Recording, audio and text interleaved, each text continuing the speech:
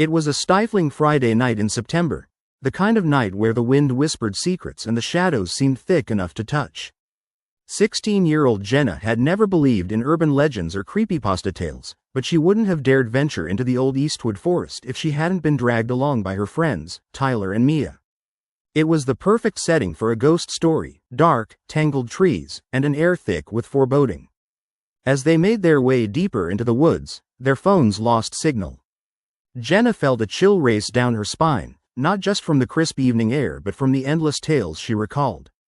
The Slender Man, Jeff the Killer, and the various creepypasta creatures came rushing back to her mind, lurking in her thoughts like insects in the dark. "Come on, Jenna, don't be such a scaredy cat," Tyler said, swinging his flashlight ominously, his laughter buoyed by the bravado of youth. Mia, ever the instigator, flicked her own light over the gnarled branches as they walked deeper into the trees. They settled on a moss-covered log, backs pressed against the rough wood, and began to share their favorite creepypasta stories. Jenna listened intently, her heart racing with a mix of excitement and dread. Tyler recounted the tale of Smiling Jack, the monster who stalked children through their dreams, while Mia shared her own haunting rendition of Ben Drowned, the vengeful spirit of a boy lost to a cursed video game. Then, Mia's eyes gleamed with an idea that felt wrong the instant she voiced it. "Let's summon one," she suggested. "Like Bloody Mary, but more sinister." Jenna hesitated. "You really think it's a good idea to mess with something like that?" "Oh, come on. It'll be fun. We'll just say her name 3 times. If something happens, it'll just be the wind or a raccoon or something." Against her better judgment, the trio formed a circle, hands clasped.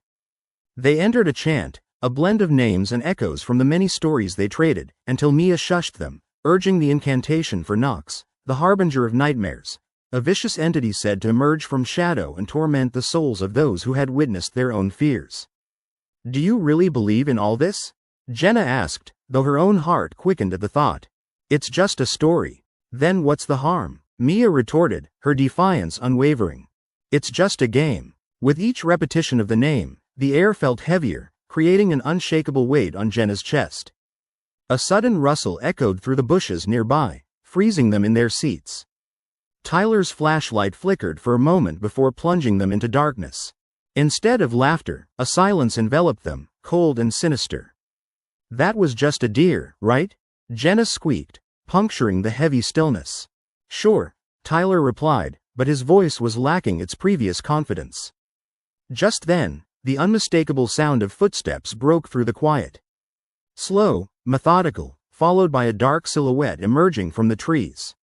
It had no defined shape at first, a blending of shadows that morphed unnaturally, a fluidity that no human form could possess. As the figure drew closer, the trio's breaths quickened, limbs cold and eyes widening.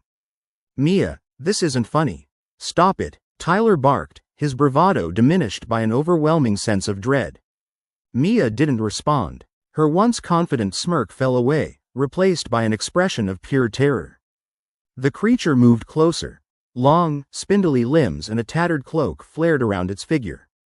Its face was obscured by dark shadows, but eyes, oh those haunting eyes, glowed like shards of shattered glass, hungry and dark. One glance into those depths was like peering into a void, an abyss that promised disorientation and despair. Jenna stumbled back, slipping on damp leaves, her heart pounding like a drum. "It's not real. It can't be real," she shouted, searching frantically for any trace of normalcy amidst the horrifying visage. With a sudden, unnatural rush, the creature lunged.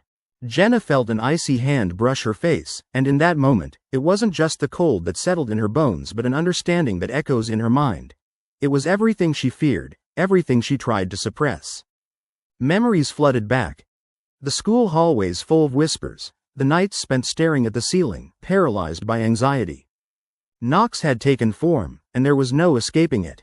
With a primal scream, Jenna bolted, the world around her blurring as she dashed through the underbrush, branches tearing at her clothing.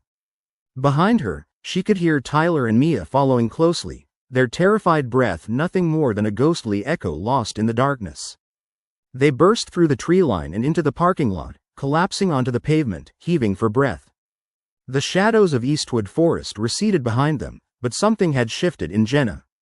She had come so close to confronting her fears in a way few would ever understand. And although they had managed to escape the clutches of Knox that night, as they drove away, Jenna caught a glimpse of the rearview mirror and swore she saw that ghastly set of glowing eyes staring back, watching, waiting, as the forests behind them faded into the distance. Maybe that night had awakened something. Perhaps it was better left hidden. Jenna knew one thing. There were some stories that were best left untold, and some doors that must never be opened, lest the night return to claim its own.